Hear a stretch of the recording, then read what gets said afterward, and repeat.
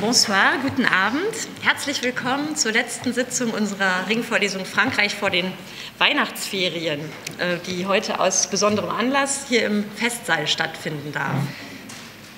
Mesdames, Messieurs, chers collègues, chères étudiantes, chers étudiants.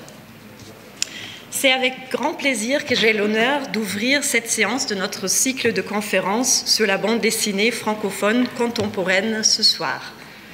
Monsieur Peters, je vous souhaite encore une fois la bienvenue et je vous remercie chaleureusement d'avoir fait le déplacement depuis Paris aujourd'hui pour venir à Bonn auprès de nous.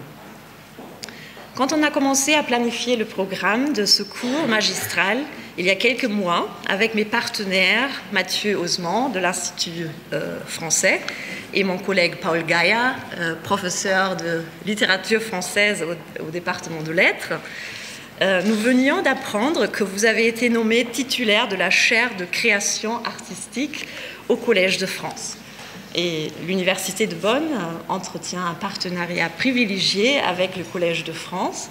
Et du coup, on s'est dit, on tente notre chance et on vous a invité avec succès, comme on voit ce soir. Et on est très honorés que vous avez accepté notre invitation. C'est la première fois que, grâce à vous, cette chaire de création artistique est consacrée à la bande dessinée. Cette année, c'est pour la première fois. Vous vous êtes fixé un programme ambitieux, loin d'être un parent pauvre de la littérature et des arts graphiques. Vous écrivez sur le site web du Collège de France. La bande dessinée dispose des possibilités créatrices qui n'appartiennent qu'à elle. La case, le strip, la planche, les interactions constantes du texte et du dessin, du scénario et de sa mise en œuvre, du noir et blanc et de la couleur. Fin de la citation. Vous abordez donc au Collège de France la bande dessinée dans toutes ses spécificités, en vous efforçant de faire découvrir sa diversité historique et géographique, sa richesse esthétique et narrative, tout en vous intéressant à sa poésie, c'est-à-dire son processus créatif, le travail concret de celles et ceux qui la pratiquent. Aujourd'hui, vous vous adressez à nous en tant qu'expert en bande dessinée, mais aussi en tant qu'auteur sur le thème « Écrire la bande dessinée ». Et c'est précisément pour cela que nous sommes si heureux de vous avoir parmi nous et que vous partagez votre expérience personnelle avec nous ce soir. Avant de vous donner la parole, j'aimerais présenter brièvement aux auditeurs quelques étapes importantes de votre parcours. Après une licence de philosophie, Benoît Peters a préparé le diplôme de l'École pratique des hautes études sous la direction de Roland Barthes, consacrant une étude minutieuse à l'album d'Hergé, Les bijoux de la Castafiore. Il est titulaire d'une habilitation à diriger les recherches soutenues à l'Université de Paris 1. Spécialiste d'Hergé, théoréticien et critique aux intérêts éclectiques, il est l'auteur de nombreux essais sur la bande dessinée, le scénario et l'écriture en collaboration, mais aussi sur, par exemple, Paul Valéry, Sándor Ferenczi, Alain Robbe-Grillet et d'autres. Il a publié la première biographie de Jacques Derrida, traduite en 10 langues, entre autres en allemand aussi, dans la maison d'édition Suhrkamp, le Suhrkamp Verlag. Une longue complicité avec le dessinateur François Scheuten lui a permis de construire avec lui le cycle des cités obscures, dont nous avons déjà parlé il y a 15 jours lors du cours de Frank Leinen de Düsseldorf, qui est parmi nous aussi, encore une fois, ce soir. Je vous souhaite la bienvenue aussi. Les cités obscures ont obtenu de nombreux prix et ont été traduits dans le monde entier, aussi en allemand. Je pense qu'il y a 15 ou 16 volumes qui ont déjà paru. Oui, voilà, et dont on dispose dans beaucoup de langues. Mais en tant que passionné par le récit, vous vous êtes toujours intéressé aussi à travailler avec d'autres dessinateurs, non seulement avec François Schouten, et même avec des photographes et un cinéaste, si j'ai bien lu. Pour Benoît Pétas, la bande dessinée est une nouvelle forme d'art, un lieu de réflexion philosophique autant que d'analyse sociale. En 2022, donc, vous avez prononcé votre cours, votre conférence inaugurale au Collège de France sous le titre « Un art neuf ». Donc, ça explique déjà tout un programme. Nous sommes impatients de voir comment Benoît Pétas va partager son expertise et son expérience avec nous dans sa conférence ce soir. Avant de conclure, je remercie brièvement le Prorectorat für Internationales et le département des affaires étrangères, des affaires internationales, de notre université, qui, par leur soutien financier, ont permis d'engager une traduction simultanée. Cette manifestation est une contribution à l'année universitaire française à l'occasion du 60e anniversaire du traité de l'Élysée, qu'on célébrera le 22 janvier 2023. Et depuis octobre, il y a des manifestations spéciales en rapport avec la France et la francophonie qui sont organisées par le Centre Ernst Robert Curtius et l'Institut français Bonn chaque mois. Et si vous souhaitez en savoir plus, n'hésitez pas à contacter nos sites web. Mais maintenant, j'ai assez parlé. Monsieur Pétas, je vous donne la parole.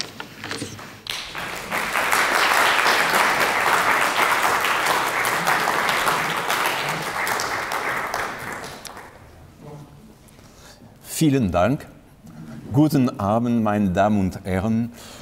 Schade, ich kann nicht diese Konferenz in Deutsch machen.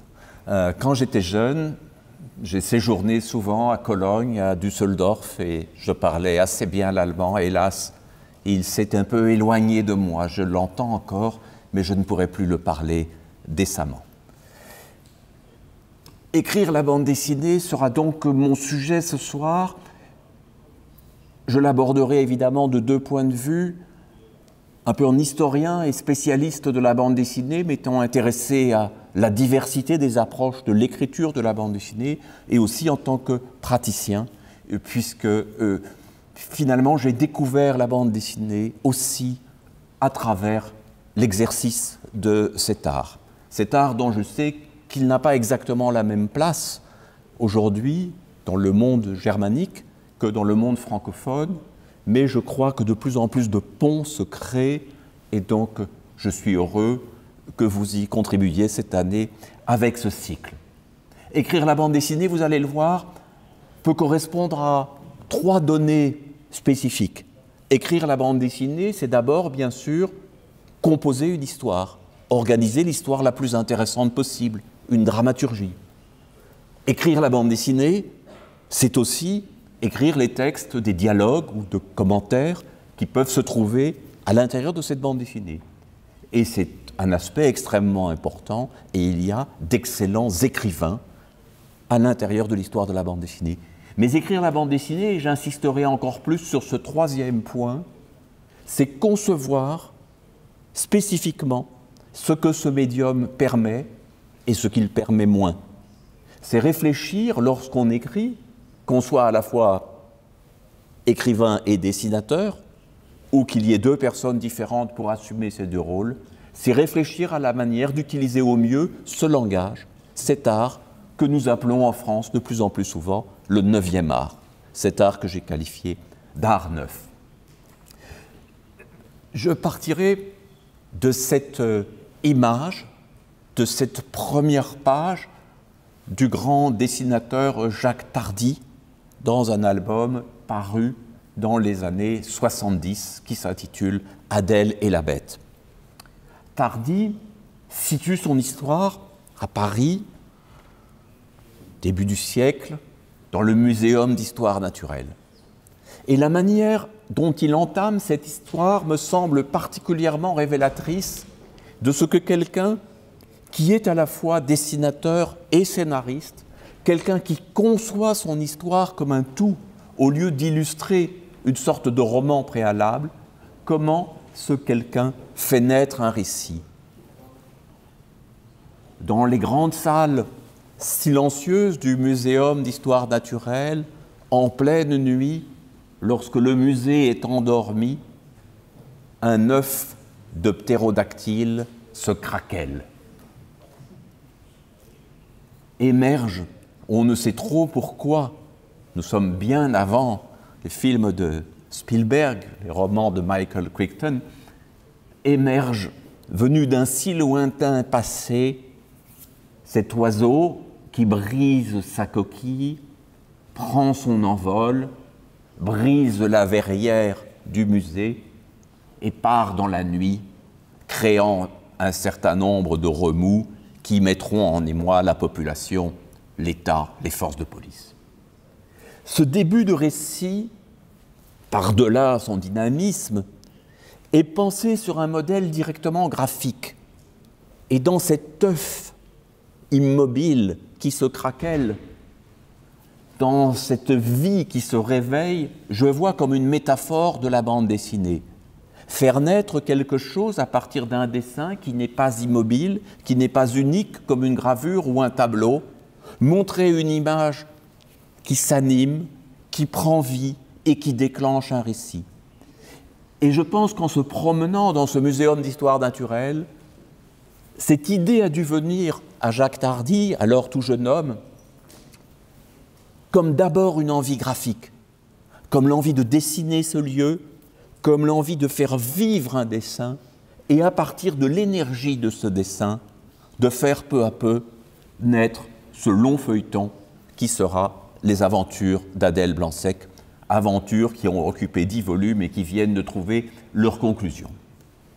Voilà un petit peu la thèse que j'ai envie d'évoquer, c'est qu'il y a un processus créatif assez particulier chez celles et ceux souvent, car la bande dessinée a longtemps été un genre plutôt masculin, chez ceux qui pensent leur histoire indissociablement sous une forme plastique et sous une forme narrative.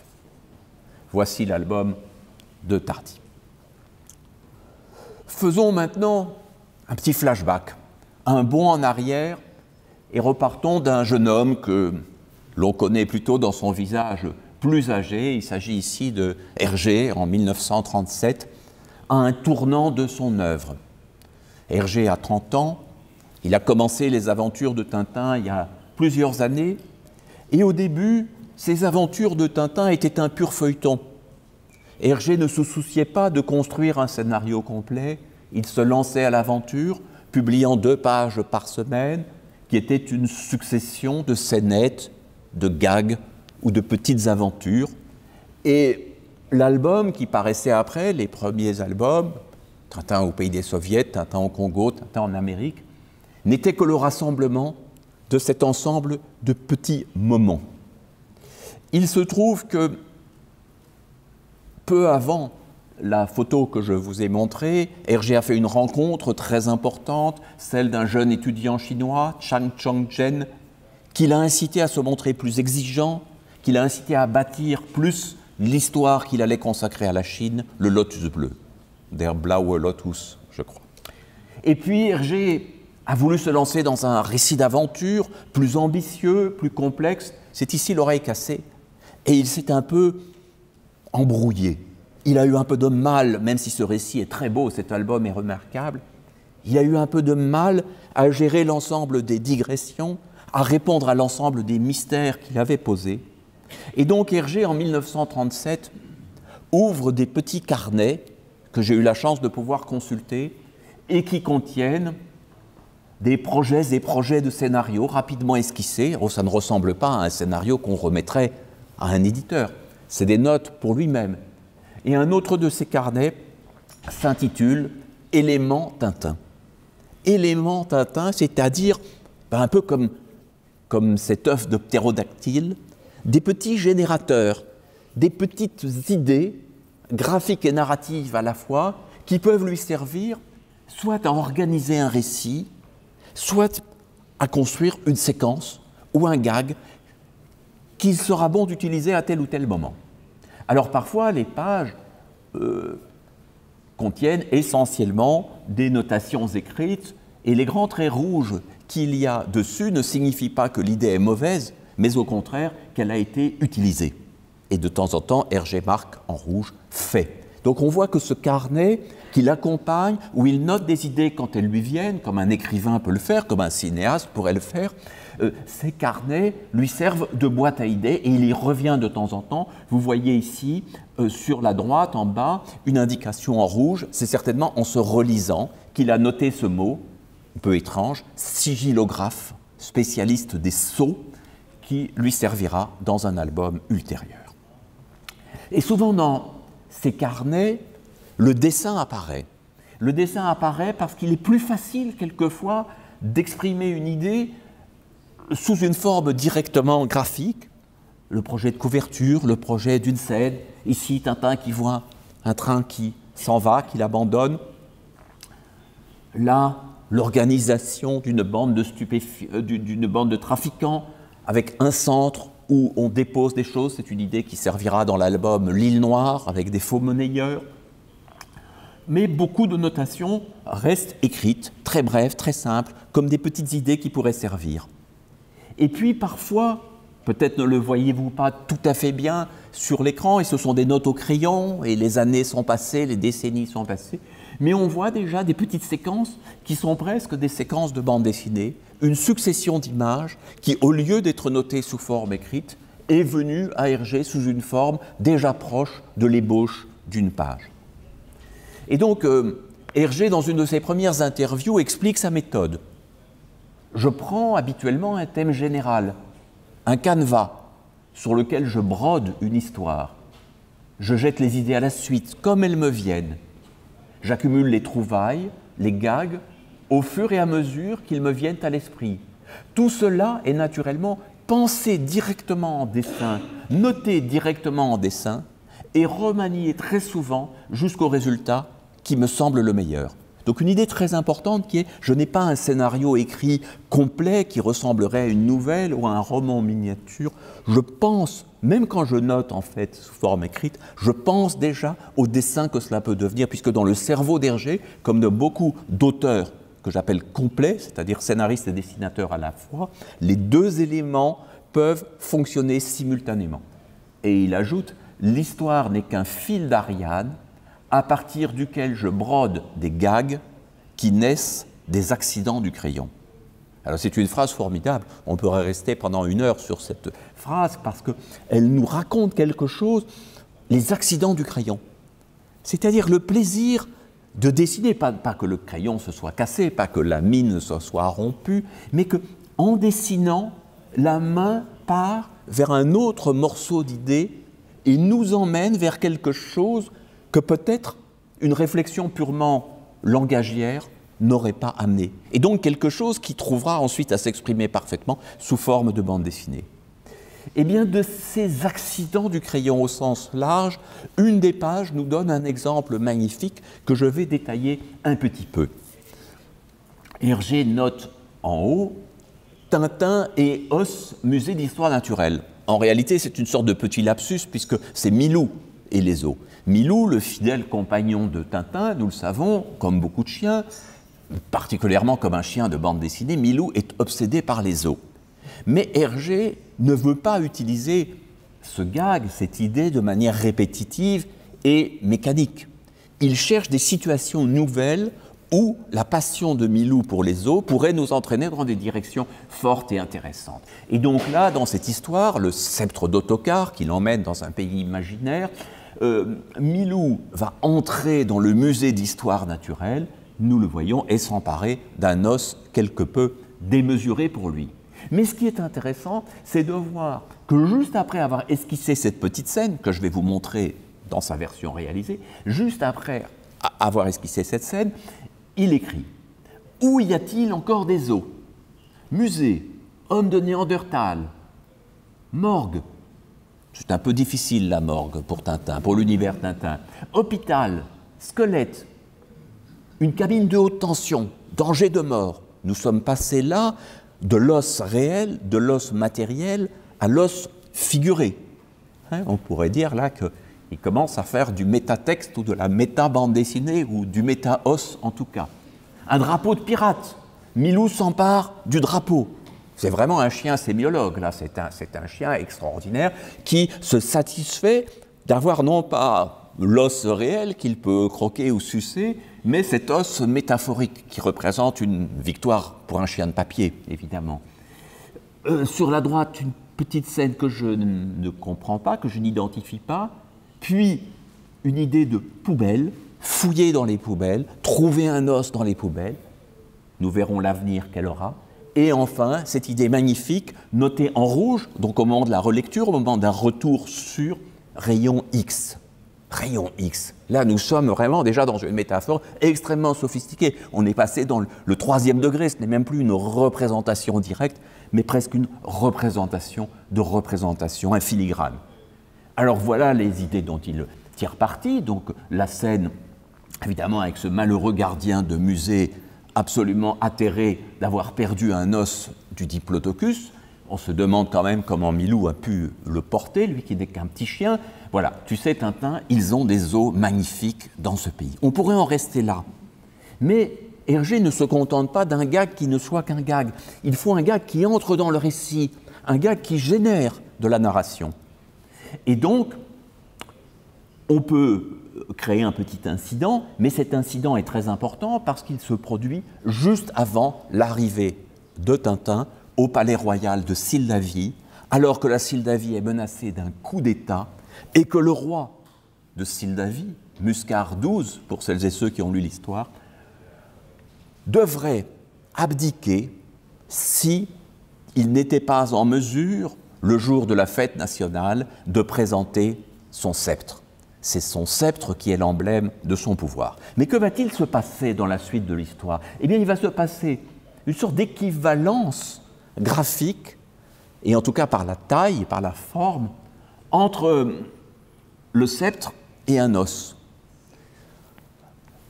Par toutes sortes de tribulations compliquées, le sceptre a été volé, récupéré par Tintin qui croit le rapporter au roi et qui se rend compte qu'en cours de route, le sceptre est tombé, il l'a perdu. Milou s'est trouvé au milieu du gué, au milieu du chemin, confronté à un os peut-être plus attirant pour lui que le sceptre, mais comme c'est un chien qui a une haute conscience morale et politique, il sent quand même que le sceptre a beaucoup d'importance, et de la petite case délicieuse où il se souvient de Tintin, des foudres que Tintin pourrait lui lancer, et il emporte le sceptre. Brave Milou.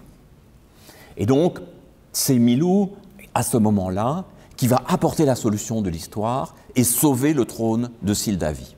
Bon, c'est déjà assez extraordinaire, puisqu'on part de quelque chose qui au départ est un gag, hein, le chien aime les os, et par toute une série de transformations, on arrive à une lecture politique et symbolique, que je ne vais pas détailler ici, mais qui pourrait nous dire aussi ce qu'est la dérision des symboles du pouvoir.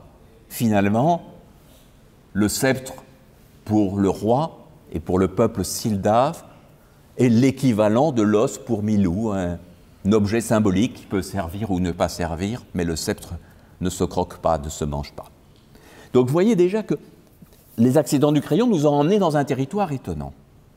Mais on retrouve la cabine à haute tension à un autre moment d'histoire, donc un autre jeu. Hergé s'est souvenu de l'idée qu'il avait notée, et hop, on se promène. Alors on ne va pas simplement se contenter de faire un trajet dans Tintin. Il faut toujours introduire quelque chose de neuf, nourrir, densifier, et hop, Tintin ne remarque rien, mais Milou est un peu rêveur, un peu nostalgique. C'est un chien poète à sa façon.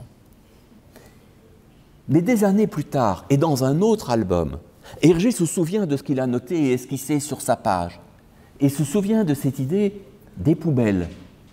Alors, dans une rue, il fouille dans une poubelle, peut-être a-t-il flairé un os, il cherche, il se met sur le museau, sur la gueule, une boîte de conserve, il est coincé, Tintin va devoir lui enlever, puis la jeter. Sauf que ce début d'histoire va nous conduire au cœur de la narration, puisque c'est cette boîte de crabes qui sera le vrai secret de l'histoire. Des poubelles va naître lors du récit.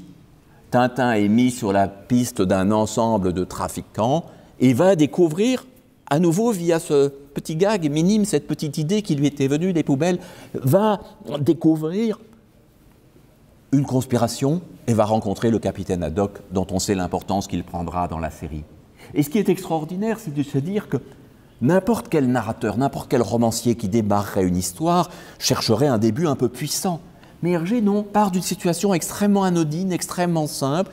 Le chien de Tintin qui fouille dans une poubelle, Tintin qui n'est pas content, qui le gronde, et puis la poubelle disparaît avec un brocanteur, et Tintin se met lui aussi à fouiller dans les poubelles, à chercher la boîte de crabe, et voici le récit lancé. Voici un mode de pensée, voici un fonctionnement mental et créatif extrêmement différent de ce qu'on attend la plupart du temps d'un narrateur. Et revoyons, dans un autre album, nettement plus tard, puisqu'il s'agit de Objectif Lune, un album qui a été dessiné une douzaine d'années après la page de notes que nous avons vue. Voilà l'idée des rayons X qui se matérialisent, et voici l'idée du squelette. Alors l'idée du squelette ici est utilisée avec les Dupont, elle n'est pas directement liée à Tintin, mais nous voyons d'où elle sort, d'où elle vient, nous voyons comment les idées viennent à Hergé. Je suis parti là de quelques exemples. Rien que cette page-là, on pourrait encore pousser nettement plus loin l'analyse et voir ce qu'est chez Hergé, ce qu'on pourrait appeler une pensée-dessin.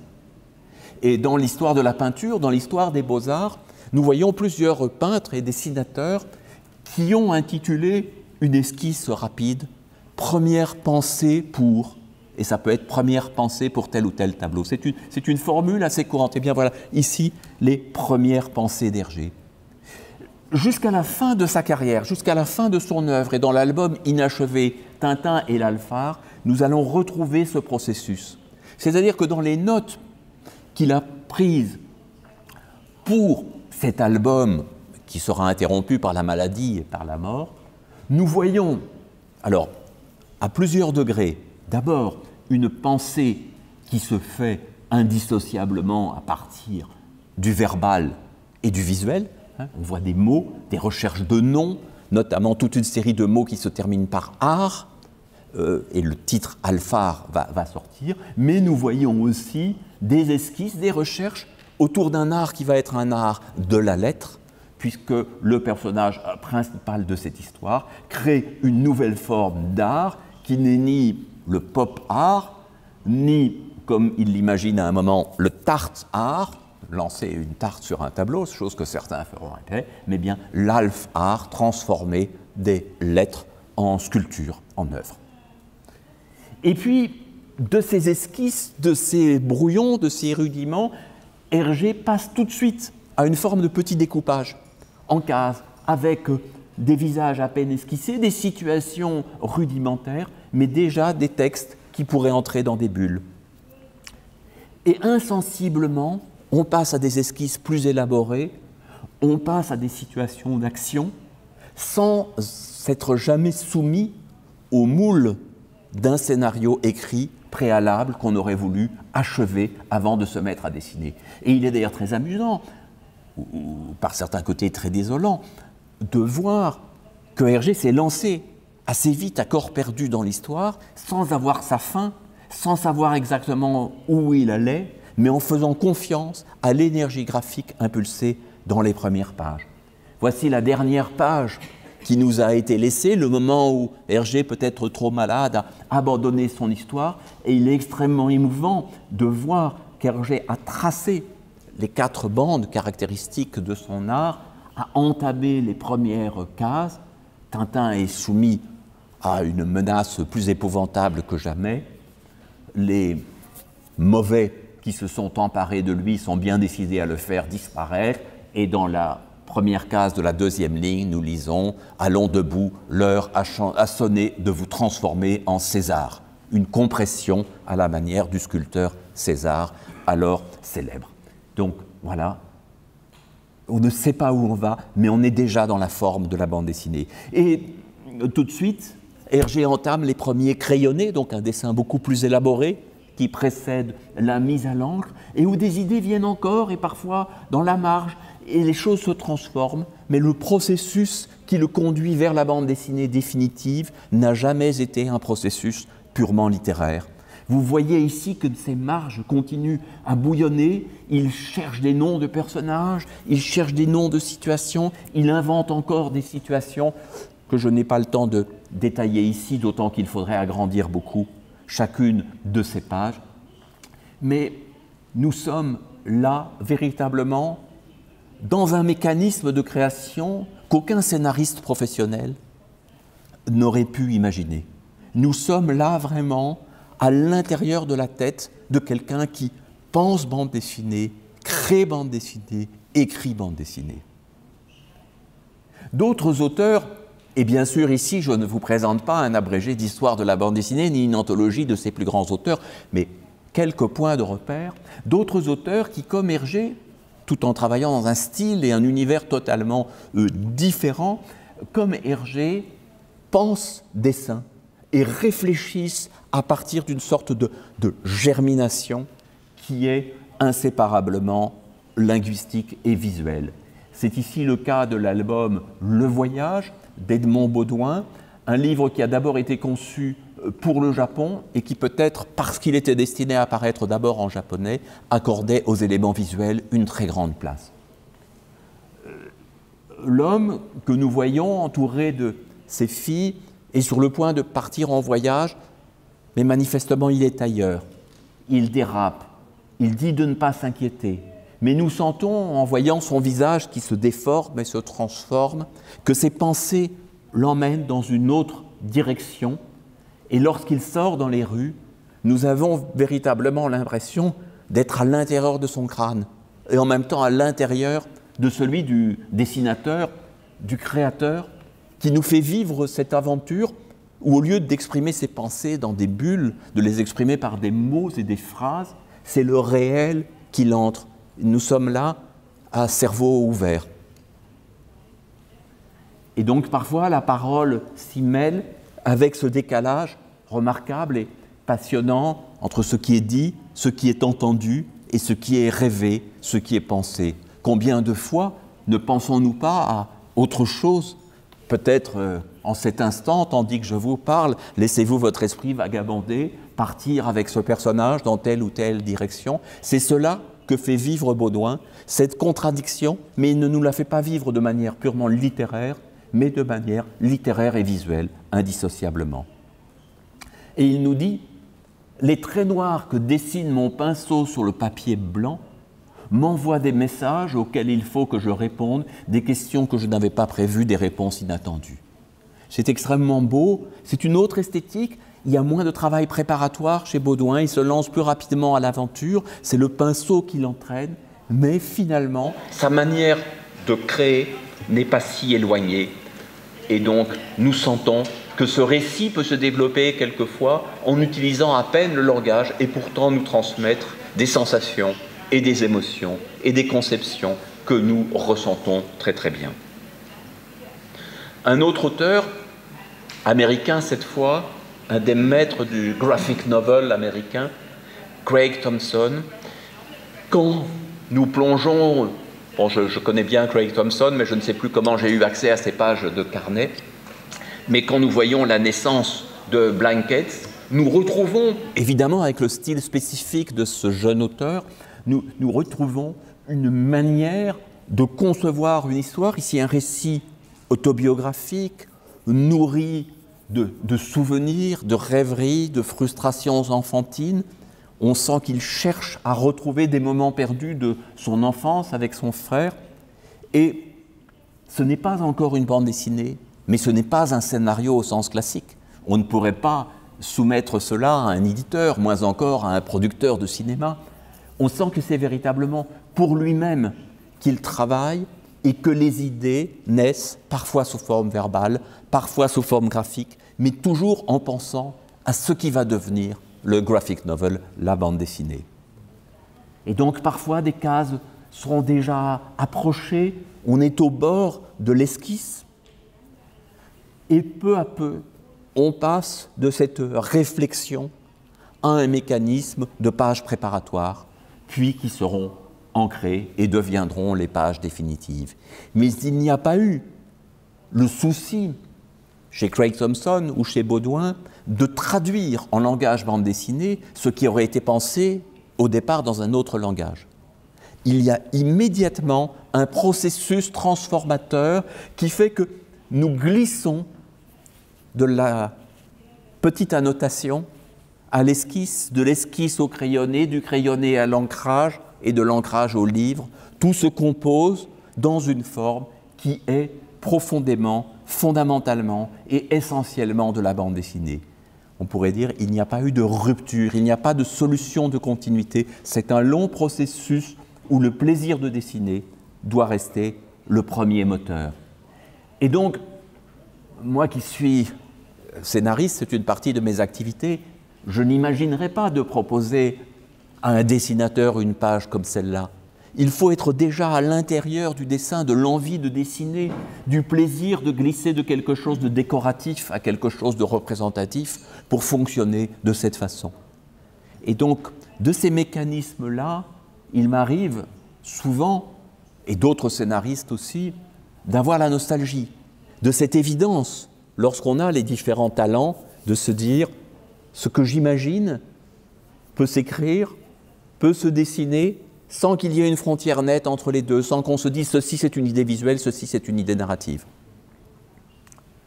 Alors, venons-en maintenant, et plus brièvement, à quelques cas fameux de collaboration. Car si beaucoup de très grands auteurs de bande dessinée ont travaillé seuls, et je n'ai pas cité Töpfer, Winsor McCay, George Herriman, Art Spiegelman, et bien d'autres à travers l'histoire de la bande dessinée, et Tezuka et tant d'autres, mais il y a aussi de grandes réussites qui sont faites par une association d'un scénariste et d'un dessinateur. Et nous reconnaissons ici René Goscinny, scénariste non seulement d'Astérix, de Lucky Luke, du Petit Nicolas, d'Is No Good et de quantité d'autres choses, mort hélas en 1977 à l'âge de 51 ans. Et nous voyons ici une représentation tout à fait drôle et probablement tout à fait sincère de ce que pouvait être une séance de travail entre les deux. Comment les choses se sont-elles passées au moment de la naissance d'Astérix? Il y aurait un grand guerrier, ceci. Non, non, pas un grand guerrier, un petit guerrier. Ah oui, et puis il aurait un compagnon, et alors le compagnon serait gros et large. Oui, oui, il serait livreur de menhirs.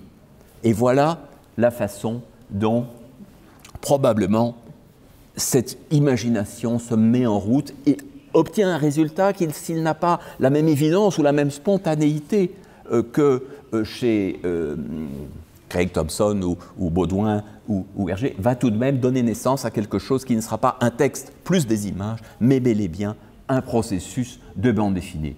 Alors après, Goscinny a sa machine à écrire, tape une présentation qui, elle, peut être lue par un éditeur qui va nous présenter les personnages, les grands axes de l'histoire. Et puis, page à page, presque à la façon d'un scénario de cinéma, il va décrire à gauche ce qu'on voit, ce qui se passe, et à droite, ce qu'on lit, les mots qu'on lit, puisque le contenu de la colonne de gauche est intégralement transformé en dessin. Mais bien sûr, il ne faut pas considérer qu'on est passé directement de cette page de gauche, de scénario, à la page de droite, dessinée par Uderzo. Il y a eu entre eux cette complicité, ces coups de téléphone, ces rendez-vous, ces verbes pris ensemble à un endroit à un autre, ces discussions informelles, ces parties de rigolade qui vont permettre qu'il n'y ait pas un scénario plus un dessin, un grand scénariste et un grand illustrateur, mais qu'il y ait bel et bien une œuvre commune. C'est fondamental. Autant de méthodes que de scénaristes et de dessinateurs, pourrait-on dire. Et si nous approchons ici le grand scénariste anglais, mais dont la carrière s'est développée beaucoup aux États-Unis, Alan Moore, nous allons voir une méthode tout à fait particulière, extrêmement éloignée de celle que je peux pratiquer moi-même, mais dont il faut reconnaître qu'elle a donné des résultats extraordinaires. Chez Alan Moore, que ce soit pour Vendetta, ou pour Watchmen, ou pour From Hell, les grands livres qui l'ont fait connaître, il va y avoir l'idée d'un contrôle presque absolu, d'une description minutieuse et extrêmement poussée de chacune des images. Comme si Alan Moore, qui parfois esquisse et crayonne aussi, avait vraiment dans la tête l'ensemble de la bande dessinée dès le moment où il décrit la première case. Alors ici, ça peut nous sembler, pour V pour Vendetta, détaillé, mais encore assez raisonnable. Mais là, quand nous voyons cette description du début de Batman The Killing Joke, nous ne sommes que dans la description de la première image, de la première page. Il est vrai qu'il ne s'agit pas d'un scénario au sens traditionnel, mais plutôt d'une lettre écrite au dessinateur, où il lui dit d'abord le plaisir qu'il a à se lancer dans cette aventure, dans quel esprit ils vont travailler, ce qu'ils vont chercher. Peut-être ont-ils moins l'occasion de se voir. Mais regardez, nous sommes toujours dans la description de l'image 1 de la page 1. Et la description de l'image 2, qui ne comporte pas de dialogue, ni la première, ni la deuxième, ni la troisième, la description de l'image 2 ne commence qu'à la troisième page. Et voici la page, la première page du Killing Joke. Et donc, ces 2 pages, plus de 2 pages de description, c'était ça. C'est le trottoir mouillé, les ronds dans l'eau, la pluie. C'est incroyable. Il a fallu que le dessinateur entre dans la tête d'Alan Moore de toutes ses intentions, de tout ce qu'il y avait derrière la description, avant de pouvoir dessiner cette page. Et donc, un écart incroyable entre ce scénario immense, et tout scénario d'Alan Moore représente des pages et des pages beaucoup plus nombreuses que les pages de la bande dessinée, et cette page qui, ironiquement, est muette. Il y a beaucoup d'années, avec une amie photographe, Marie-Françoise Plissard, j'avais fait un récit photographique qui s'appelle Droit de regard, qui a été traduit en allemand d'ailleurs, Recht auf Einsicht, et postfacé par Jacques Derrida, que j'avais rencontré à cette occasion. Et il y a des gens qui m'avaient dit « Ah ben pour ce livre, tu n'as pas eu beaucoup de travail puisqu'il n'y a pas de texte. » C'était un livre de 100 pages où toute la narration passait par l'image. Mais vous voyez bien ici qu'on peut travailler beaucoup un scénario, même s'il ne comporte aucun texte. Rassurez-vous, mon scénario n'avait pas la même forme que celui d'Alan Moore. Dans Watchmen, qui est un des chefs-d'œuvre incontestables du roman graphique, nous allons retrouver ces descriptions infinies, en plus toujours en lettres capitales, ce qui ne les rend pas immédiatement intuitifs. Et donc, cette première description correspond à la case 1 de la page 1 que nous voyons ici. C'est le début de l'histoire, le début de ce grand mouvement de travelling arrière qui, à partir d'une tache de sang, va nous faire découvrir tout un paysage. J'en viens maintenant, dans cette seconde partie, à l'évocation de quelques techniques que j'ai utilisées avec 2 dessinateurs et une dessinatrice avec qui j'ai collaboré. Non pas pour vous dire que ma méthode est la méthode la merveille des merveilles, mais simplement que je la connais de l'intérieur et donc que je peux assez facilement vous l'expliquer et vous dire comment nous essayons à chaque fois, que ce soit avec Françoise Cuyton ici dans son atelier ou avec les autres auteurs avec qui j'ai travaillé, nous essayons à chaque fois de travailler ensemble, que nous soyons côte à côte ou non, pour nous rapprocher de l'état d'un auteur complet, pour nous rapprocher d'une dynamique commune, pour qu'il n'y ait pas addition de talents, mais véritablement synergie et création simultanée de quelque chose qui sera une bande dessinée.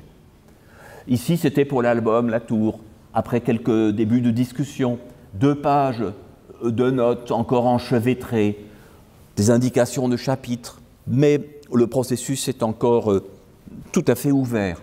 C'est une époque où Françoise Cuyton faisait parallèlement des esquisses, recherche de personnages, recherche de documentation. Là, on cherchait l'album La Tour, on se nourrissait de tableaux, de gravures de Piranèse, d'images de films, et ça se faisait parallèlement à mes premières notes. Mais je vais détailler le processus de création d'un album plus tardif, L'ombre d'un homme. C'est un titre qui, je crois, n'a pas été, je ne sais plus quel est le titre allemand, mais le jeu de mots qu'il y a n'était pas tout à fait possible à préserver, puisque c'est à la fois une histoire d'ombre, et vous voyez une ombre assez spéciale, mais en même temps dire l'ombre d'un homme, c'est quelqu'un qui n'est plus vraiment un homme. Comme on dit, il n'est que l'ombre de lui-même. Alors, ça s'appelait d'ailleurs à l'origine, voilà, c'est amusant, quand on retrouve des notes anciennes, La proie pour l'ombre. Donc c'est un titre qui était moins intéressant, moins chargé de sens, où, après quelques discussions, je tente de mettre en forme les envies que nous avons. parce que François Skeuten me disait « j'ai envie de faire une histoire en couleur ». Tiens, le thème de l'ombre qui a été utilisé chez Andersen, qui a été utilisé dans différents contes, chez différents écrivains, c'est un thème qui est intéressant visuellement. Donc on commence à travailler là-dessus. Et puis, pour cette histoire, nous avions une idée différente, je ne sais plus si c'est François ou si c'est moi, mais au lieu de décrire toutes les attitudes, François me dit « Ah, ce qui serait amusant, c'est que tu prennes la pose pour le personnage ». Alors, je joue les scènes et il fait des croquis, ou parfois il fait des photos, et parfois c'était pour des scènes épouvantables, puisque c'est un personnage hanté par des cauchemars. Et notamment un thème que François aime beaucoup, peut-être parce qu'il voit toujours sa propre main pendant qu'il dessine, hein, la main est l'objet que le dessinateur voit le plus, des cauchemars liés à des mains. Donc là, j'écris une esquisse des premières pages du chapitre 1, mais qui ne comporte encore aucune indication de séparation des images. C'est un travail antérieur à la réalisation d'un storyboard que nous allons faire ensemble dans l'atelier. Et c'est seulement après cette séance que j'écrirai un découpage précis et les dialogues définitifs. Et donc, vous voyez, parfois, la page prend une forme essentiellement visuelle. À d'autres moments, évidemment, le texte, le dialogue sont beaucoup plus importants.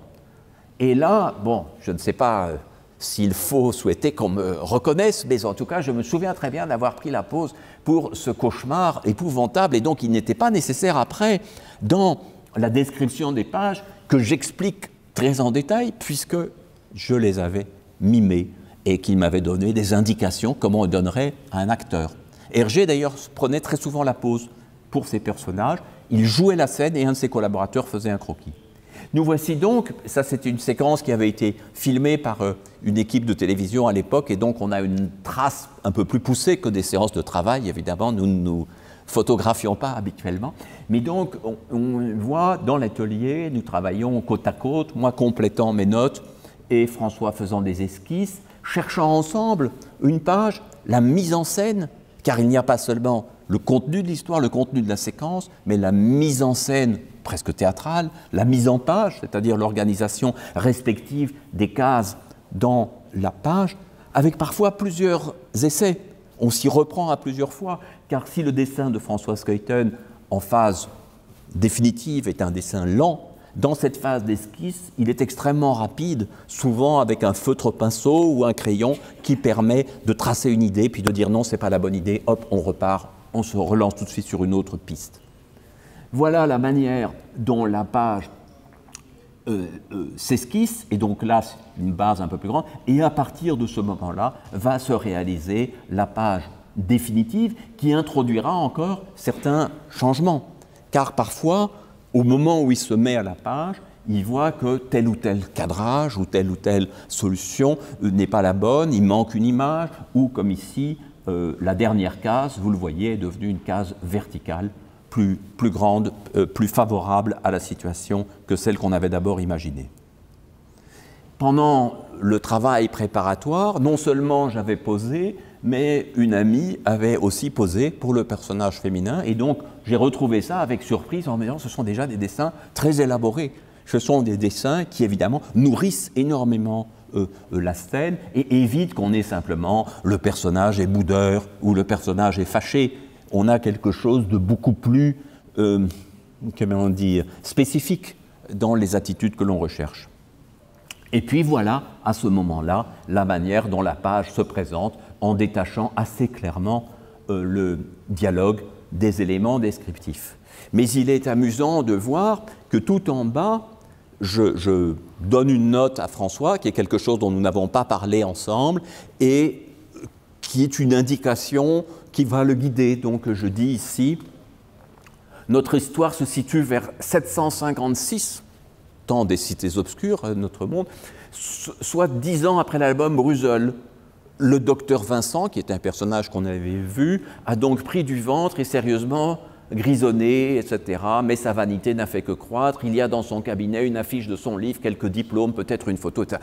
Donc, c'est aussi donner des indications qu'on ne donnerait pas, par exemple, dans un scénario de cinéma.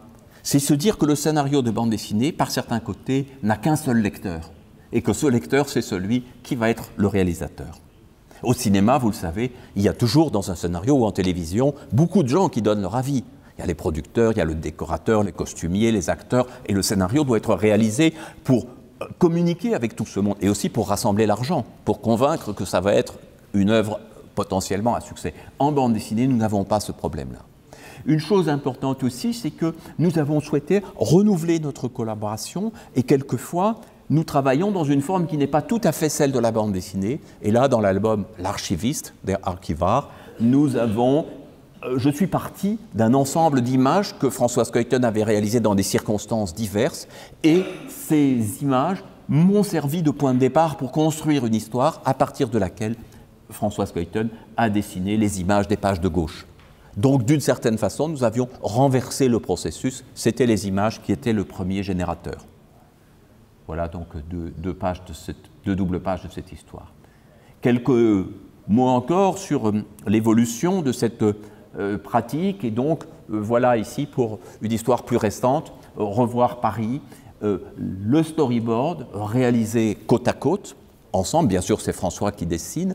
Moi, je dessinais quand j'étais enfant, nous connaissons depuis très longtemps, nous dessinions ensemble, mais j'ai délaissé le dessin tout en continuant à être très conscient de l'image.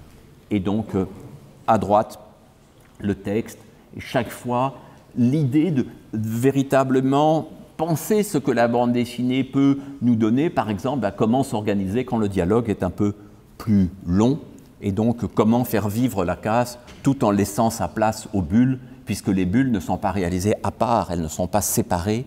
Et pour Françoise Cuyten, il est toujours extrêmement important que les bulles soient là pendant qu'il dessine, pour que les expressions et les attitudes des personnages leur correspondent. Alors, je vais évoquer beaucoup plus brièvement deux autres collaborations qui ont d'ailleurs donné naissance à moins d'albums, mais qui montrent qu'il n'y a pas une méthode une fois pour toutes. Et que ce n'est pas parce que j'ai fait beaucoup d'albums avec Françoise Cuyten que je me suis dit, voilà, j'ai une méthode et maintenant je vais appliquer cette méthode. Quand j'ai travaillé avec Frédéric Boilet pour deux albums, d'abord Love Hotel et puis Tokyo et mon jardin, je suis parti de la passion de Frédéric Boilet pour le Japon. Et tout d'un coup, il avait une envie de découvrir le Japon, et il est parti lui-même en éclaireur, sans rien savoir du pays ni de la langue. Il a eu de premières expériences qu'il m'a racontées. Moi, je connaissais un peu le Japon. Nous avons commencé à esquisser une histoire, puis nous avons fait un deuxième voyage de repérage au Japon. Puis finalement, il est tombé amoureux d'une japonaise, ce qui était la bonne façon d'apprendre le japonais, et il s'est installé et immergé. Et donc, quand je travaillais, j'intégrais toujours des éléments de sa vie personnelle, de sa passion descriptive du Japon, et en même temps, moi, je les organisais pour qu'on ne soit pas strictement dans un récit autobiographique, mais dans une sorte de comédie. Comme il était, à l'époque, une bonne partie du temps, soit à Tokyo, soit à Kyoto, nous communiquions par fax. Alors, ces fax sont en train de s'effacer, mais voilà, elles tracent. Et donc, quand je vous disais tout à l'heure qu'un scénario pouvait prendre la forme d'une lettre, on est exactement là. C'est-à-dire qu'à la fois, on se donne des nouvelles, on apporte des idées, et puis on réagit. Donc, lui me répond. Alors là, lui, il avait gardé ses feuilles, donc ce n'est pas le fax, c'est les lettres qu'il m'envoyait. Et donc ça, c'est des pages de scénario. Alors je tasse le plus possible le scénario, parce que pour ne pas envoyer des fax interminables. Et donc, il m'envoie des esquisses qu'aujourd'hui je suis presque incapable de comprendre, mais qui à l'époque, dans le feu de la discussion et dans les échanges, permettaient de dire oui, plus comme ci, oui, plus comme ça, non, il faudrait une page de plus, etc. Et donc, vous voyez aussi ici un fax que je lui ai envoyé et des annotations, des points d'interrogation, etc. Donc nous continuons, même à 10 000 km l'un de l'autre, à dialoguer et à construire ensemble cette histoire qui emprunte à sa vie, qui est aussi organisée par moi, mais dans laquelle il doit se sentir absolument bien et heureux et nourrir de toute la documentation humaine et géographique qu'il a autour de lui. Donc voilà une façon de collaborer qui est proche et qui en même temps ne ressemble pas du tout à celle que j'ai avec Françoise Cuyten au sein de l'atelier. Et vous voyez là, quand il m'envoie des esquisses un peu plus poussées, il est quelquefois obligé d'indiquer dans l'image ce que ça va être, puisque le dessin ne permet pas immédiatement de s'en rendre compte. Et voilà les étapes de réalisation d'une page. Le dernier exemple que je vous montre, c'est une collaboration plus récente avec une dessinatrice qui s'appelle Aurelia Aurita, qui s'était fait connaître par un album érotique et féministe à la fois, qui s'appelle Fraises et chocolat, dont j'avais été l'éditeur il y a pas mal d'années. Et puis, au fil des ans, une amitié s'est nouée entre nous, avec notamment une passion partagée pour la cuisine.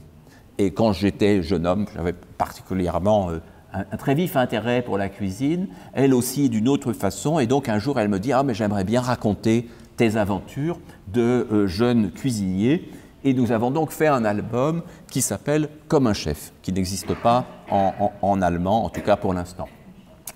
Et donc là, c'était une situation assez particulière, puisque l'histoire était essentiellement autobiographique, ce qui ne veut pas dire qu'elle était littéralement autobiographique, je la réorganise bien sûr. Elle était autobiographique et souvent les bandes dessinées autobiographiques sont dessinées par la personne qui raconte.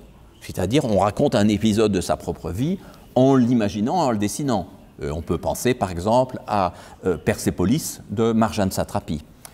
Or ici, Aurelia Aurita, qui a déjà raconté ses propres histoires, accepte de travailler à partir du matériau de quelqu'un d'autre. Mais elle me dit, moi j'ai besoin de ma liberté pour organiser les pages. Donc, écris d'abord le texte presque comme une nouvelle, et puis je vais l'adapter. Donc, ça c'est le début d'un chapitre d'enfance, et le texte va devenir en partie un récit off, une sorte de voix off qui raconte l'histoire, en partie de la description et de l'évocation, c'est-à-dire certains éléments que j'écris dans cette sorte de nouvelle vont disparaître car ils seront remplacés par de l'image. Elle cherche à trouver les personnages, à commencer par moi mais en jeune homme, et puis je développe de façon plus précise, mais sans mettre ni numéro de page ni numéro de case. Il reste une continuité. Alors bien sûr, on peut dire que quand on passe d'un paragraphe à l'autre, par exemple, on donne déjà une indication. Et très facilement, quand on écrit, on va dire, je ne sais pas quoi, Benoît se saisit d'une assiette, évidemment, on se doute que ce n'est pas en train de voir un château tout entier. Alors que si on dit, sur le boulevard Saint-Michel, les étudiants marchent à grands pas vers leur cours, déjà, évidemment, la simple description, la simple allure de la phrase va donner idée de l'échelle du plan. Mais ici, par exemple, on a quelque chose, je ne sais pas si vous pouvez le voir, mais qui est d'une couleur un petit peu différente. Et alors, je lui mets ceci comme un épisode facultatif. Elle peut le faire, elle peut l'enlever. Et finalement, elle l'a traité. Mais donc, c'est aussi quelque chose, c'est-à-dire j'écris un peu plus, et s'il y a un épisode qui lui parle moins graphiquement, elle peut l'enlever. Je lui envoie aussi, alors en plus du texte, des éléments, bon là c'est photo un peu plus ancienne que ma jeunesse, je ne suis quand même pas aussi vieux que ça, mais le quartier latin n'avait pas beaucoup bougé, et donc chaque fois que je trouve un élément qui permet de donner de la couleur, je lui envoie. Et donc elle va s'en servir en faisant une première esquisse rapide de la page. Et donc voilà, on retrouve quand même assez précisément ces éléments documentaires. Un de mes amis à l'époque, un des livres de cuisine qui nous sert, la rue dans laquelle j'habitais, retrouvé aujourd'hui avec Google Street View. Tout ça, ce sont des éléments dont elle peut tirer un parti librement. Elle n'est pas obligée de les recopier. Une chose amusante d'ailleurs, je lui fournissais des photos de différents personnages, y compris de ma mère, et tout le monde trouvait que les personnages étaient bien croqués, sauf soi-même. Moi, j'étais très content avec la représentation humoristique, je n'avais aucun problème. Mais sinon, par exemple, ma mère me disait « Ah oui, c'est vraiment bien dessiné, c'est très vivant », mais elle ne m'a pas du tout saisi. Et un de mes amis disait « Ah oui, vraiment, les gens sont bien, je les reconnais, etc. » Mais non, moi, c'est pas ça. C'est assez amusant comme relation que nous avons. Bon, peut-être à une caricature, mais peut-être aussi à une représentation. Et donc, l'idée, c'est à l'intérieur de ce processus de lui redonner à elle le plus de créativité possible pour qu'elle ne s'ennuie pas, pour qu'elle n'ait pas l'impression de raconter l'histoire de quelqu'un d'autre qui ne la concernerait que lointainement. Et donc, voilà, au fur et à mesure, je décris un peu plus précisément les choses. les dialogues ont une certaine importance, mais donc je ne dis toujours pas, même si je mets de temps en temps des lignes blanches, etc., je ne dis toujours pas exactement quelle place ça doit prendre. Et il est amusant de voir que, par exemple, pour une situation où je suis cuisinier à domicile, puisque j'étais étudiant, mais pour gagner ma vie, je préparais des repas chez des gens, nous cherchons ensemble avec ma première cliente le menu. Donc là, c'est présenté sous forme tout à fait traditionnelle. Et puis finalement, une idée meilleure va se dégager dans notre discussion. Je ne sais plus si c'est elle, si c'est moi, si c'est nous deux, mais tout d'un coup, ça commence presque à ressembler à la présentation du menu lui-même. Donc voilà, les idées viennent, les trouvailles, pour qu'on n'ait pas simplement l'exécution d'une matière écrite, mais quelque chose qui vit, quelque chose qui permette à chaque moment à la dessinatrice d'être pleinement l'autrice de l'histoire que j'ai écrite et que nous avons rêvé ensemble. Voilà donc 3 méthodes, 3 esquisses de méthodes pour 3 collaborations et bien sûr bien d'autres chemins chez d'autres scénaristes, chez d'autres dessinateurs, d'autres dessinatrices. Bien d'autres chemins peuvent être inventés à condition qu'on ne se contente pas de dire « j'ai écrit un scénario et maintenant il ne reste plus qu'à le dessiner ». Merci.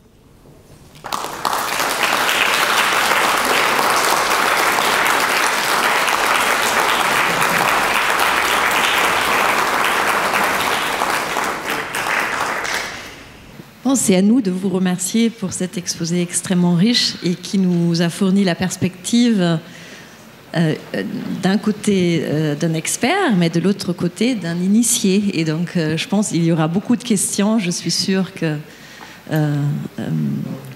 beaucoup d'étudiants ou les autres auditeurs veulent intervenir. J'ouvre la discussion. Le casque s'il y a des questions en allemand. Oui, voilà. Il est possible de poser des questions en allemand et en français. Il y a 2 micros. Je vous prie de prendre les micros qui sont disponibles des 2 côtés de la salle. Là, il y a quelqu'un qui voudrait poser une question. Et de bien parler dedans pour que les interprètes puissent traduire. Bon. Ce que j'aimerais savoir, c'est s'il y a des bandes dessinées ou s'il est possible de créer des bandes dessinées dans lesquelles il y a une sorte de dialogicité entre le texte et les éléments visuels, alors qu'ils s'établissent une certaine intermédialité.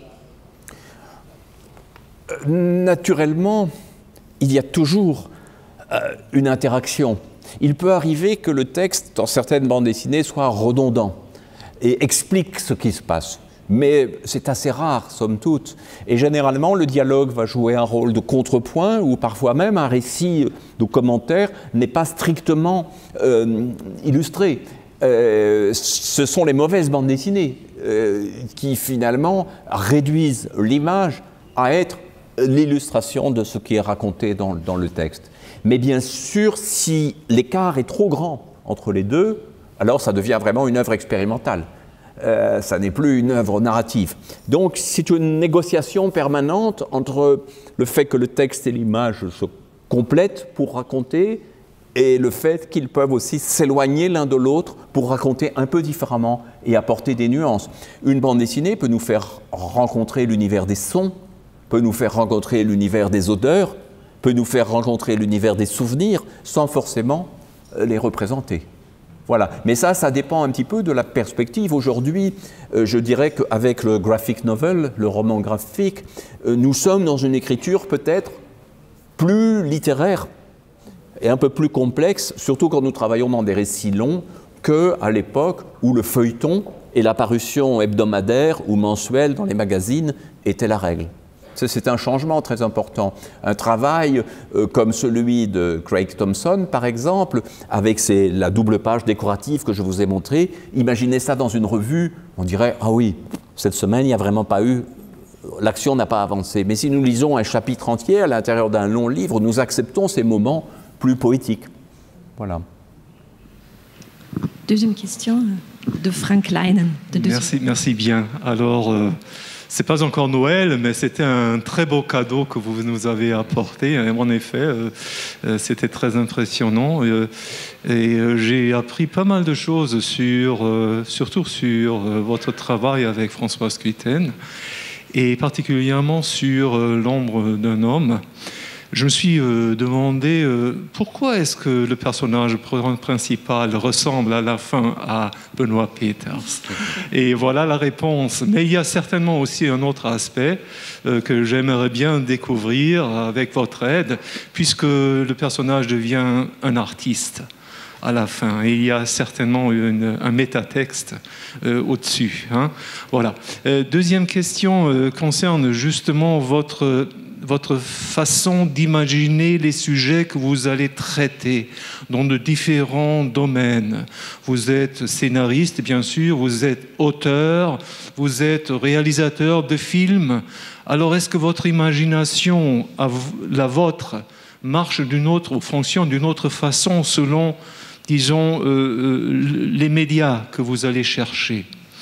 Et la troisième question, si vous permettez, est-ce que nous pouvons nous attendre à une suite de la série sur les cités obscures? Après l'apparition de l'intégrale, normalement, on dit on coupe et on va découvrir autre chose. Est-ce que ça sera une collaboration avec Françoise Scuiten? Peut-être.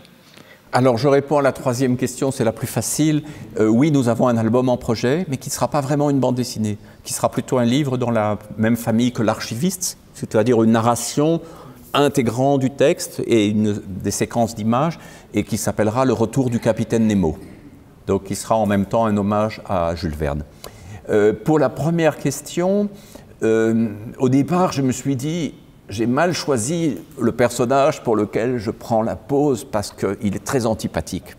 Au début de l'histoire, c'est un employé d'assurance et qui est extrêmement rigoureux et dur et assez désagréable dans son caractère. En plus, c'est un jeune marié qui s'entend très mal avec son épouse. Donc je me suis dit, c'est un mauvais plan. Cette histoire, j'aurais dû choisir un personnage très sympathique. Mais finalement, c'était peut-être plus amusant de jouer ce personnage antipathique au début et puis qui va s'humaniser au fur et à mesure qu'il vit une crise. Et il y avait aussi une chose particulière dans cette histoire que peut-être vous avez vue puisque vous êtes bon connaisseur, c'est que généralement, en bande dessinée, on a le scénario, l'esquisse, la page crayonnée, donc déjà une esquisse très élaborée, l'ancrage, travail à l'encre de Chine, et puis la couleur. Mais ici, dans cette histoire où la couleur jouait un rôle essentiel, nous passions directement du crayonné à la couleur, et puis le trait d'encre de Chine venait à la fin, seulement sur certaines parties. Donc c'était aussi une expérience différente. Et c'est un des points communs qu'il y a entre nos albums, c'est finalement d'essayer d'avoir à chaque fois un pari graphique ou narratif assez différent, pour qu'on n'ait pas l'impression d'être prisonnier d'un système. Car la bande dessinée, même si, je ne sais pas, Lucky Luke a pu être formidable, mais il faut imaginer que toute sa vie, Maurice, le dessinateur, a dessiné les mêmes personnages dans la même ambiance, avec grosso modo le même type de mise en couleur. Et nous, très jeunes, on s'est dit non, on fera une série, un ensemble d'albums, mais pas du tout pour se limiter. Donc on peut avoir un livre en noir et blanc, un livre en couleur, un livre texte-image, etc., etc., ou une expérience technique. Et en tant que scénariste, je m'appuie beaucoup sur les envies de Françoise Scuiten. C'est-à-dire que s'il me dit, là j'ai envie d'une histoire en noir et blanc, d'une certaine façon, dès le thème, ça prend une place importante. Ou bien quand il y a, comme dans l'album La Tour, par exemple, la survenue brusque d'éléments couleurs dans une histoire en noir et blanc, c'est évidemment une chose qui n'est pas que décorative, qui n'est pas que graphique, elle est directement reliée au thème. Donc ça c'est très, très important, mais ça vient d'une complicité. Alors, un couple scénariste-dessinateur assez connu, c'est Christin et Mézières pour la série Valérian, et c'est des amis de très longue date. Et François et moi, c'est aussi une amitié qui remonte à l'enfance. Ça ne se fabrique pas, évidemment. Si un bon dessinateur ou une bonne dessinatrice rencontre un ou une scénariste et décident de travailler ensemble, il n'y a pas, je dirais, ce passé d'insouciance et d'amitié qui nourrit la collaboration que nous avons. Et ça, c'est quelque chose qui ne peut pas se fabriquer, parce que parfois, les éditeurs disent « Ah, celui-là est très bon, ah, celle-là dessine très bien, on va les mettre ensemble, ça va être excellent. » Et quelquefois, ça ne marche pas du tout. Mais ça, c'est un peu la magie de dire deux personnes qui s'entendent déjà très bien, qui cheminent ensemble pendant longtemps, qui ont des goûts communs, vont créer une histoire. Il n'est pas nécessaire de tout écrire, puisque plein de choses peuvent se raconter au téléphone, dans un voyage en train, etc. Elles n'ont pas besoin d'être mises au net. Je remarque à l'inverse que Alan Moore, qui a fait plusieurs chefs-d'œuvre de l'histoire de la bande dessinée, il n'a généralement travaillé qu'une seule fois avec un dessinateur. C'est-à-dire que peut-être le dessinateur, après avoir accepté d'entrer à 100% dans l'univers d'Alan Moore et de respecter ses descriptions, peut-être que le dessinateur a le désir à ce moment-là de voler de ses propres ailes et de faire une histoire où il est moins contraint. Ça, c'est véritable. Moi, je ne considère pas que le scénariste soit le personnage dominant dans la collaboration. Je pense que le scénariste est en grande partie au service de celui ou de celle qui va passer le plus de temps à faire la bande dessinée, puisque généralement le travail du dessin est le plus long. Monsieur Peters, permettez d'adresser la question en allemand. Und zwar bezogen auf Ihr Diktum eben, der Entscheidung zu treffen, zusammenzuarbeiten. Und Sie schildern ja auch sehr anschaulich die Methodik der Zusammenarbeit, sehr differenziert.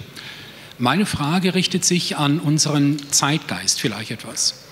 Im Jazz, um eine Analogie in der Musik zu finden, und wahrscheinlich ist der Jazz im Rahmen der verschiedenen Musikstile am ehesten oder am nächsten zur Bande dessinée, ist es absolut üblich, im Sinne auch der World Music, dass sozusagen eine Zusammensetzung des Ensembles aus den verschiedenen Weltteilen erfolgt.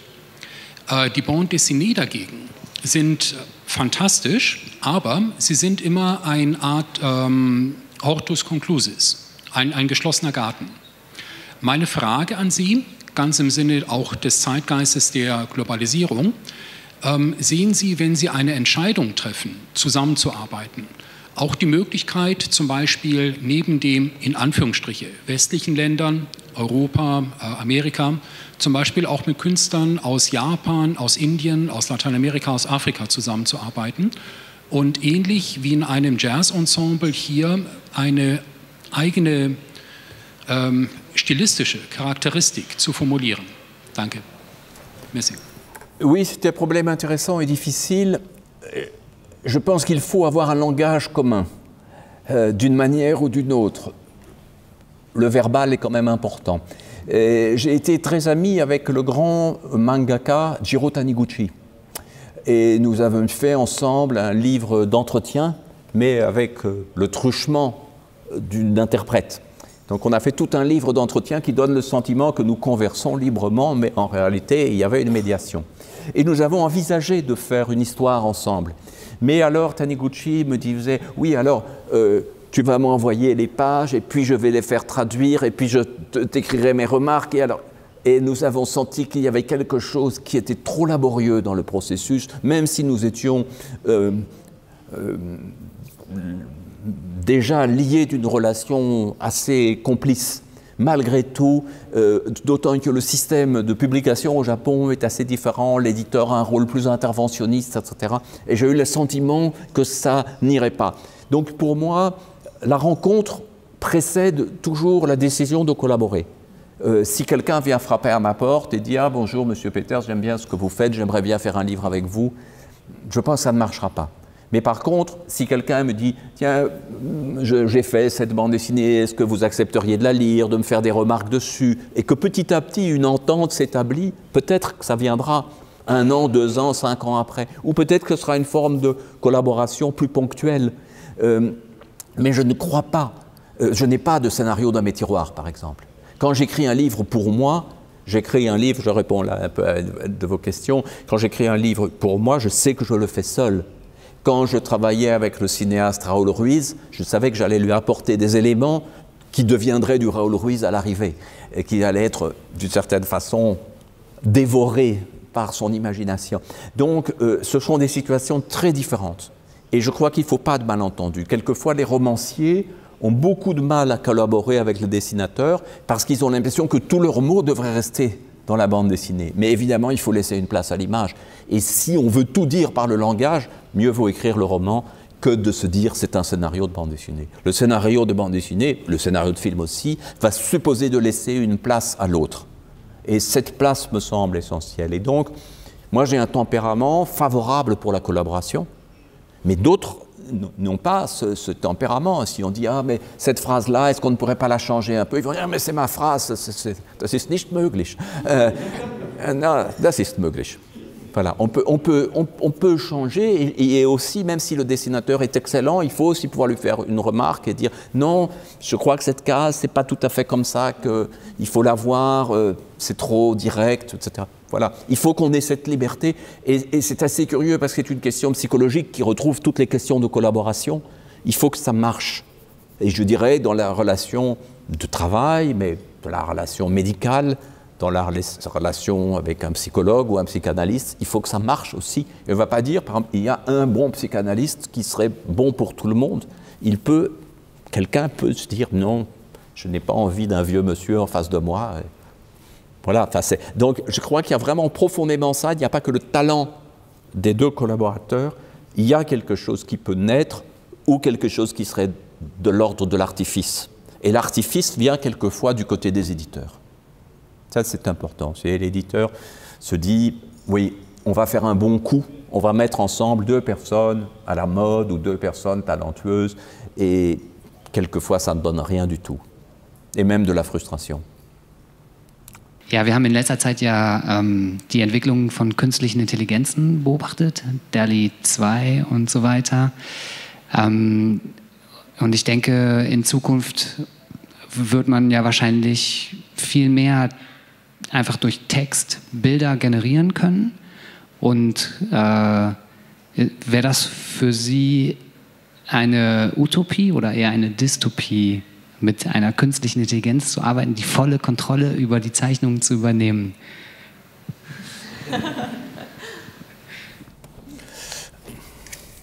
Pour moi, subjectivement, c'est plutôt une dystopie, mais je ne veux pas prendre de paris sur l'avenir. Il est possible que ça donne de très bons résultats. Et de même que nous voyons les dessinateurs et dessinatrices d'aujourd'hui utiliser de plus en plus l'ordinateur et parfois n'avoir pas de planche originale. Par exemple, si on veut faire une exposition, parfois il n'y a pas.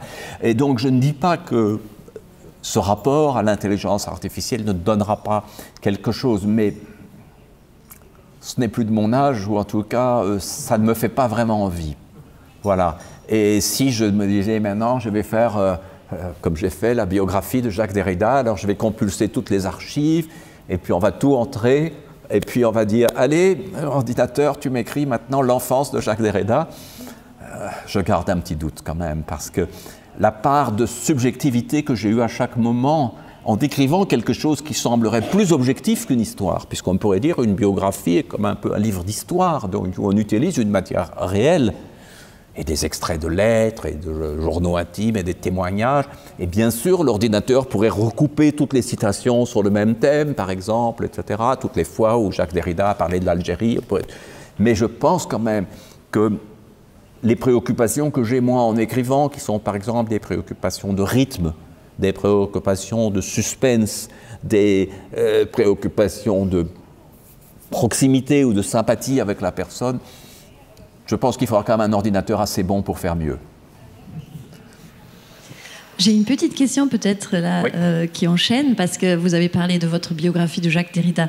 Donc dans cette salle, il y a beaucoup plus de personnes qui ont l'habitude d'écrire des textes scientifiques. Donc c'est très organisé, c'est très structuré. Donc on a toujours l'idée de départ et après, bon, et ça évolue évidemment, mais quand même, l'origine est quand même une question assez claire qui va peut-être être réformulée. Donc, ce qui m'a surprise, ce qui m'a surpris en vous écoutant, c'est que apparemment écrire la bande dessinée, c'est beaucoup plus spontané. Donc, vous êtes beaucoup plus en train de dialoguer, ou est-ce que vous pouvez dire peut-être plus l'origine un peu d'un album? Donc, est-ce que au début il y a quand même cette réflexion bon, sur un peu l'ensemble de l'histoire. Est-ce qu'il y a une idée qu'on a envie de transmettre ou est-ce que ça évolue également en s'inspirant par, comme vous l'avez dit, des images, des textes qu'on a lus? Comment ça... Oui. Quelle est l'origine? Nous sommes là, évidemment, dans les questions compliquées parce que parfois, les motivations les plus profondes de ce qu'on fait sont ce qui nous échappe le plus. Je dirais d'abord qu'il n'y a pas pour moi une séparation étanche entre l'écriture, disons, de savoir et l'écriture narrative. Et par exemple, lorsque j'écris une biographie, je pense que mes préoccupations de narrateur sont vraiment là. Bien sûr, je ne romance pas. Ce n'est pas une biographie où j'invente des choses, je ne mets pas des dialogues ou des monologues intérieurs, etc. Mais j'ai un souci de narrateur, c'est-à-dire qu'à partir du moment où j'ai rassemblé, disons, 1000 faits, 1000 pièces, je n'ai pas l'idée que je vais mettre bout à bout les 1000 pièces, mais que peut-être il va en rester 450 et d'autres vont nourrir ou parfois donner un détail, etc. Et donc je compose et j'essaye de créer certains suspense. Ça peut sembler étrange, puisque par exemple une biographie, on sait généralement comment ça se termine, généralement pas très bien. Et puis la structure de base, c'est souvent il est né, il a grandi dans un milieu pas si favorable, il a eu du mal à se faire sa place, et il a triomphé, il a été critiqué, et il est devenu sage. C'est pas toujours ça, mais enfin, un petit peu ce genre de structure. Quand j'ai fait Sándor Ferenczi, par exemple, ce n'est pas tout à fait comme ça, parce que je n'arrête pas mon histoire à sa mort, et je continue à raconter comment il a été oublié, effacé, et puis ressuscité par un certain nombre de gens qui ont fait vivre son œuvre. Mais enfin, la structure est là. Mais la façon de raconter cette structure fait que si vous preniez la même personne, ce serait un exercice passionnant. On prend la même personne et on dit 10 chercheurs vont travailler sur le même sujet et vous verriez à quel point c'est différent et que même entre deux documents, on ne choisirait pas le même.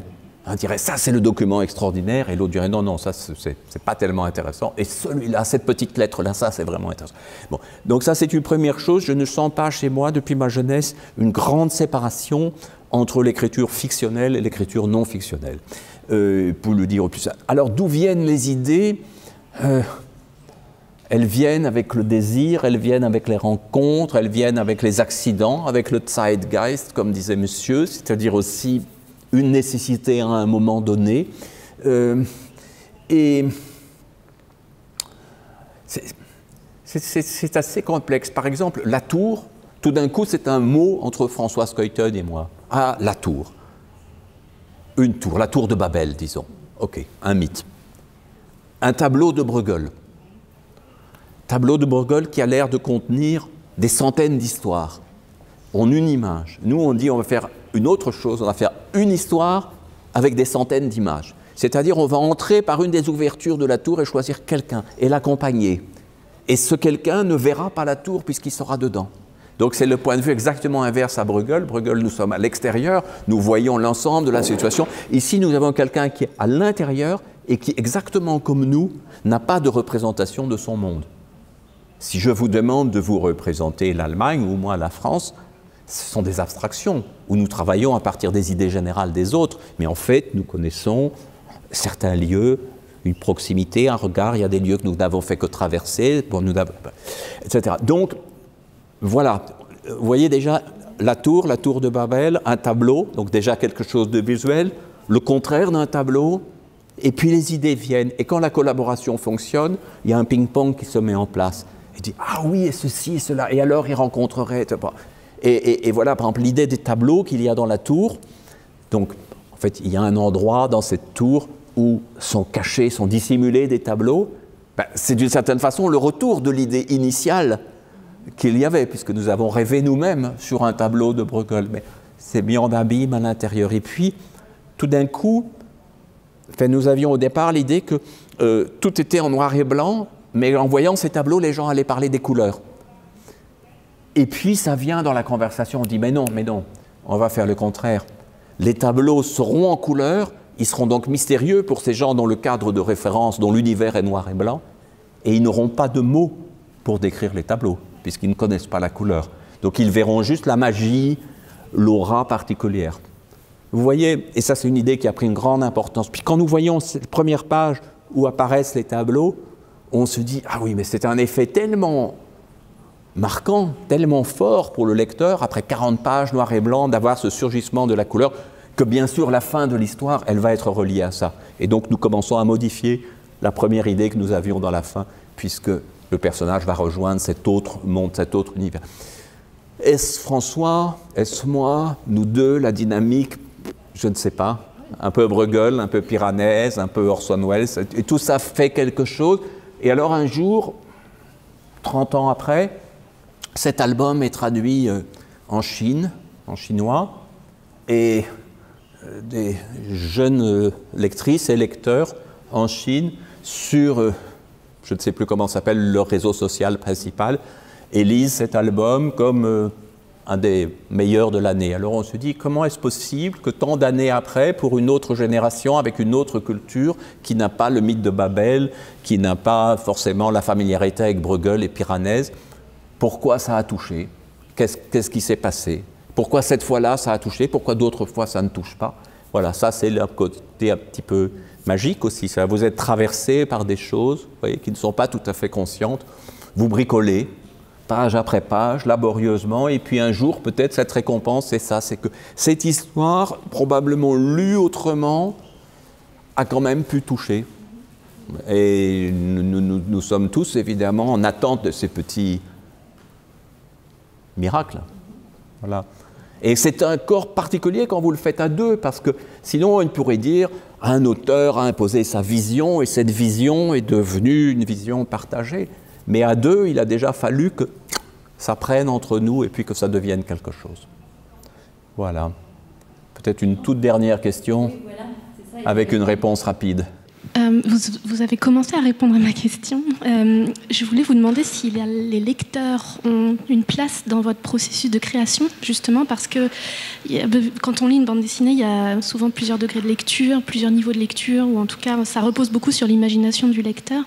Et donc, ça m'intéresse de savoir si, au moment où vous créez l'histoire, au moment où elle est dessinée, les lecteurs ont une importance ou pas du tout? Les lecteurs ont beaucoup d'importance. Alors, au début, nos histoires paraissaient dans un mensuel qui s'appelait À suivre, qui rassemblait des bandes dessinées de Hugo Pratt, Tardy, Comès, d'autres auteurs. Et ça paraissait par chapitre. Et donc, pendant que nous terminions une histoire, il y avait déjà les réactions des lecteurs au premier chapitre. Donc ça, c'était quelque chose d'assez direct. Plus profondément, ce qui me frappe, c'est que, peut-être dans une collaboration, l'autre est le premier lecteur. Au sens où quand on apporte une idée, on voit déjà si elle réagit. Donc c'était le premier représentant. Et puis la bande dessinée, c'est un médium discontinu. C'est-à-dire que les images sont séparées les unes des autres. Il y a des ellipses assez fortes d'une page à l'autre, d'une scène à l'autre, encore plus qu'au cinéma par exemple. Et le lecteur a tendance à remplir la chose. Et donc, je parlais à l'instant de la tour. Très souvent, il nous est arrivé que des gens viennent à une séance de dédicace ou une rencontre et disent « Ah, mon image préférée dans la tour, c'est celle où on voit ceci et cela, etc. » Et ils décrivent en fait une case imaginaire qui est faite de plusieurs morceaux de cases, et ils sont sûrs d'avoir vu, et c'est leur image préférée. Et alors, cherchez dans l'album, alors ils feuillettent l'album, ah, non, c'est pas tout à fait celle-là. Et donc, voilà, ça c'est intéressant, parce que c'est peut-être aussi ce qu'on cherche comme auteur à faire, c'est-à-dire produire ces images insaisissables. Et je me souviens très bien que quand j'étais très jeune scénariste, vraiment au moment des tout premiers albums, je réfléchissais beaucoup sur ce qui peut rendre un élément inoubliable. Bien sûr, c'est un peu prétentieux de dire ça, parce que nous consommons beaucoup de fiction et tout s'oublie. Mais si je prends un exemple simple, si vous avez lu La Métamorphose de Kafka, un jour dans votre vie, vous l'avez aimé ou vous ne l'avez pas aimé, c'est pas grave, vous vous en souviendrez toujours. Et donc je cherchais à provoquer cela, c'est-à-dire un récit qui ne s'efface pas. Et je pense que l'image, le dessin, aide beaucoup à ça. C'est-à-dire que vous avez lu une BD il y a 10 ans, 15 ans, vous l'avez oubliée, vous ne pouvez pas raconter l'histoire, mais tout d'un coup, quelque chose vous revient, et ce quelque chose, c'est peut-être ce que nous vous avons donné. C'est-à-dire, ce n'est pas le livre, ce ne sont pas les dessins, ce n'est pas l'histoire, ce n'est pas le personnage, c'est un élément qui se dépose dans votre imaginaire. Ça, c'est un travail extrêmement important, et je pense que la bande dessinée est assez liée à ça, parce que, en tout cas, les bandes dessinées de notre enfance, nous les relisions beaucoup. Et on s'arrêtait sur certaines images, et donc elles se sont imprimées dans nos mémoires de façon peut-être plus forte que d'autres expériences. Aujourd'hui, nous sommes dans un tourbillon d'images et de récits, notamment avec les séries, toutes les séries télé, qui se succèdent à un rythme très rapide et que nous voyons avec plaisir, mais qui d'une certaine façon ont tendance à s'effacer l'une l'autre, à laisser assez peu de traces mémorielles. Et par contre, certaines œuvres que nous avons lues ou vues à un moment stratégique de notre vie restent comme des parties de nous-mêmes et nous ont construit. Voilà, je pense que ça c'est un peu un rêve ou un fantasme d'un auteur de créer ces petits cristaux qui ont une forme de, allez, on pourrait dire, de continuer la persistance rétinienne, voilà, persistance mémorielle. Voilà, je propose que nous en restions là parce qu'il ne faut jamais être trop long.